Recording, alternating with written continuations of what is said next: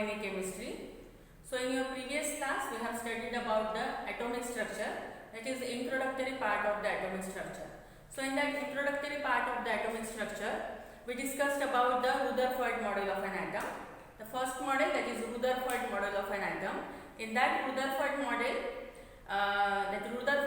shows that the nucleus is situated at the center and the entire mass and all the positive charge, that is protons and neutrons, are concentrated in that nucleus.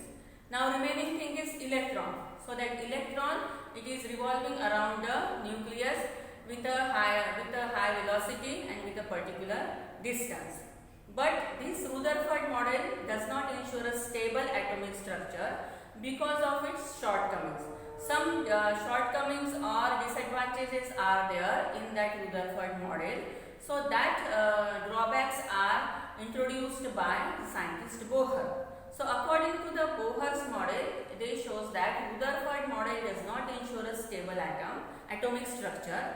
So the Bohr's model shows that the atomic structure on the basis of Planck's quantum theory, and two models are there, Rutherford's model and Bohr's model.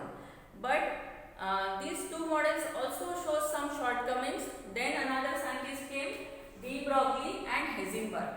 So that scientists de Broglie and Heisenberg showed that just as light exhibits dual nature or dual character, this electron also shows dual character.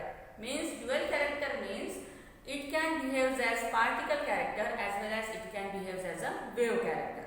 So this dual nature of the electron or the small moving particle, it is denoted by this topic, idea of de Broglie matter waves. So in this idea of de Broglie matter waves, they shows that just as light exhibits dual nature, the small moving particle, that is electron, it also exhibits the dual nature or dual character, that is particle character as well as the wave character. What is that? Particle as well as wave character. So to show the electron, that particle as well as wave character, so depending upon its necessity, it will behave sometimes as particle character or it will behave sometimes as a wave character. So depending upon these are related to or they exhibit mass as well as wavelength. So you know that mass is the fundamental property of the particle and wavelength is the fundamental property of the wave. So according to this or depending upon this mass and wavelength, these two things are related to each other. So therefore we can start our this derivative part related to the mass as well as wavelength. So depending upon or mass and wavelength are related to each other, so we can denote this by the Einstein equation. Its relation can be denoted by these two equations. First is the Einstein equation, E is equal to mc square. This is the equation number 1.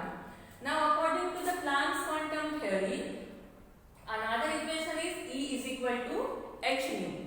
This is the Einstein equation, and according to Planck's quantum theory, E is equal to h nu.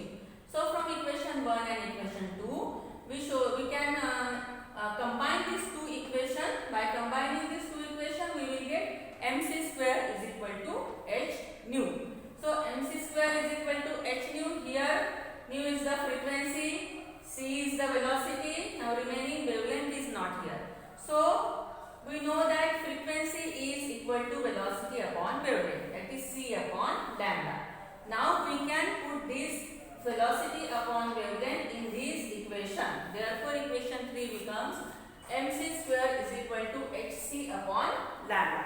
So here equation 3 turn as mc square is equal to hc by lambda.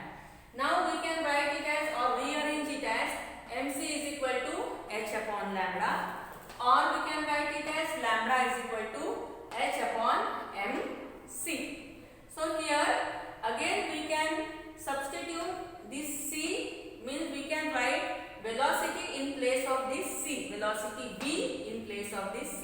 So substituting this v in place of c, so this equation 4 becomes lambda is equal to h upon mv. So this is the equation number 5. Now here see this mv, this is nothing but a